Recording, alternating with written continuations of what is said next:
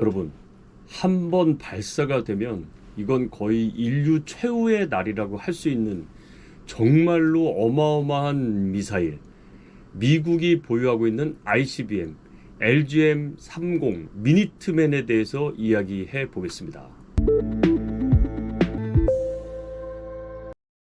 제복이 존중받는 사회를 위해서 노력하는 유튜버 멋진 창창입니다. 오늘은요, 미국이 가지고 있는 대륙간 탄도미사일, 인터컨티넨탈 미사일 미니트맨에 대해서 살펴보겠는데요. 지난번에도 말씀을 드렸지만 핵을 투발하는 방법은 여러 가지가 있죠. 그 중에서도 초기에는 폭격기에서 핵폭탄을 실어가지고 날아가서 적진에 도달해서 이렇게 떨어뜨렸던, 대표적인 게 히로시마에 떨어뜨렸던 리틀보이가 대표적이었었죠. 그런데 이게 핵을 투발하려고 하다 보니까 아군의 전략 폭격기를 적진의 상공까지 보내야 되는데, 이 보내는 과정에서 여러 가지 애로점들이 많이 발생이 된 거예요. 이 폭격기의 생존성 문제도 있고, 그 다음에 투하를 하고 난 다음에 도망오는 조종사의 생존에도 좀 상당한 위협이 되죠. 그렇지만 어쨌든 가장 정확하면서 안정하게 투사하는 방법 중에 하나였는데, 이런 방법에서 미국이 고민을 하다가 로켓과 미사일의 기술이 발달하면서 대륙간 탄도미사일을 개발을 하자, 미국에서 그 당시 가장 주적이었던 소련까지 약 한 12,000~13,000km를 날아가는 대륙간 탄도미사일을 개발하면 어떻겠느냐라는 아이디어가 나오게 되죠. 그리고 또 하나의 투발 수단은 그렇습니다. 제가 지난번 말씀드린 것처럼 잠수함에서 은밀히 적진까지 침투해서 미사일 사거리의 최대 거리까지 간 다음에 쏘는 트라이던트 같은 미사일을 제가 말씀드렸었죠. SLBM이 거기에 해당이 되겠습니다. 자, 과거에 폭격기가 직접 핵폭탄을 탑재하고 날아가는 그런 방식이 생존성과 그리고 아군의 정밀성에 대한 여러 가지 문제점이 있었고, 특수요원들이 핵배낭을 메고 적 전략시설에다가 이 핵배낭을 설치하고 나서 폭발을 시킨다든지, 핵 지뢰도 있습니다, 여러분. 그리고 핵 바주카포도 있고요. 대포도 있었습니다, 전술탄으로는. 근데 이게 어쨌든 너무 위험해요. 여러 위험이 있지만 핵이 터졌을 때 그 열과 후폭풍 때문에 우리가 후폭풍에 입는 피해도 굉장히 컸었죠. 결국은 핵을 운용하면서 적에게는 피해를 주고 우리는 안전해야 되는 여러 가지 이제 요구사항이 생겼죠. 소련이 1957년에 스푸트니크호를 발사를 하죠. 이때부터 미국은 교육의 개혁을 시작을 합니다. 야, 이거 우리가 앞선 줄 알았더니 소련이 우주 공간을 먼저 가는구나. 우주 공간에 대한 필요성을 깨닫게 됐고요. 미국 입장에서는 큰 충격이었습니다. 그래서 미국이 이제 나사도 설립을 하고 미국의 교육 시스템을 개편을 하게 되잖아요. 그러면서 이 핵미사일을 우주 공간을 통해서 투발을 해보자. 그래서 나온 게 이제 대륙간 탄도미사일 ICBM이 되겠습니다.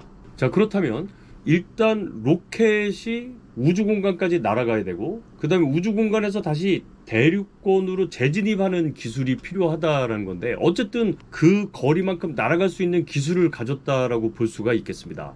결국 소련은요, 우주로 보낸 기술과 대기권까지 재진입하는 기술을 가지고서 최초의 ICBM인 R7을 개발을 해서 배치를 한 거죠.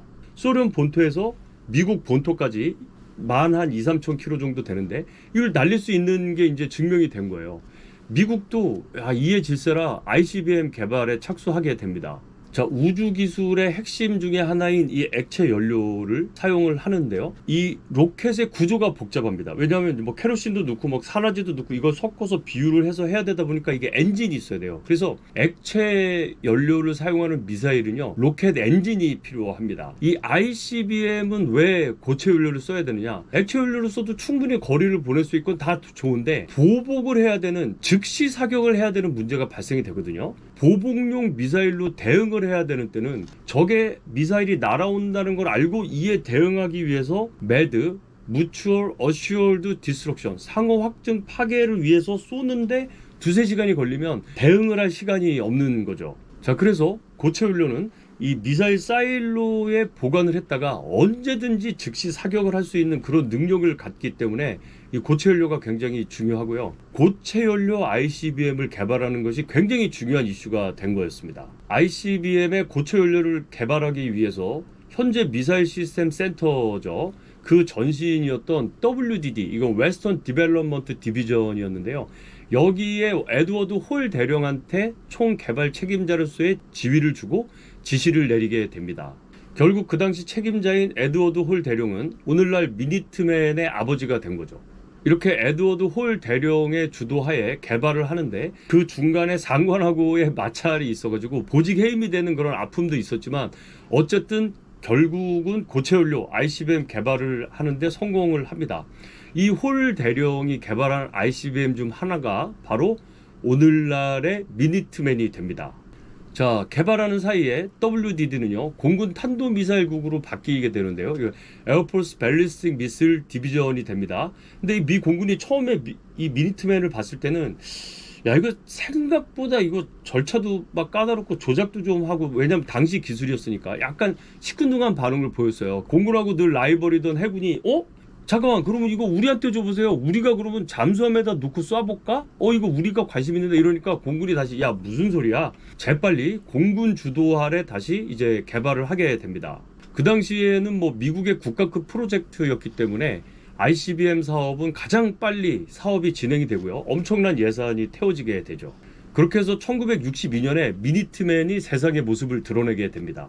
LGM-30 미니트맨의 제원은요 18.2m의 중량은 약 35톤인데요 3단 추진 로켓을 가지고 있습니다. 사거리는 최대 13,000km가 되고요 종말 단계에서는 마하 23까지 속도를 내게 됩니다. 어지간한 적의 방공 시스템으로는 이 마하 23으로 내려오는 미니트맨을 막아낼 수가 없는 거죠. 탄두는 W79와 W87을 사용하고 있는데요. 여러분 W88 혹시 들어보시지 않으셨습니까? 그렇죠. 트라이던트, 미국의 SLBM에 사용이 되고 있죠. 이 폭발 방식은요 공중 폭발 방식과 지면 폭발 방식으로 나누어지는데요. 공산 오차는 240m입니다. 그러니까 핵폭탄에서 240m라는 건 뭐 그냥 거의 오차가 없다고 봐야죠. 여러분 100m 앞에서 터지나 뭐 뒤에서 터지나 핵폭탄이 터지면 그냥 끝장입니다. 이런 엄청난 정밀 유도 능력이 있는 것은요 NS-50라고 하는 관성 항법 장치 덕분입니다. 자, 이 미니트맨은 1에서부터 3까지의 개량형이 있는데요. 1과 2 버전은 탄두를 개량을 해서 현재는 3 버전만 사용을 하고 있는 상태입니다.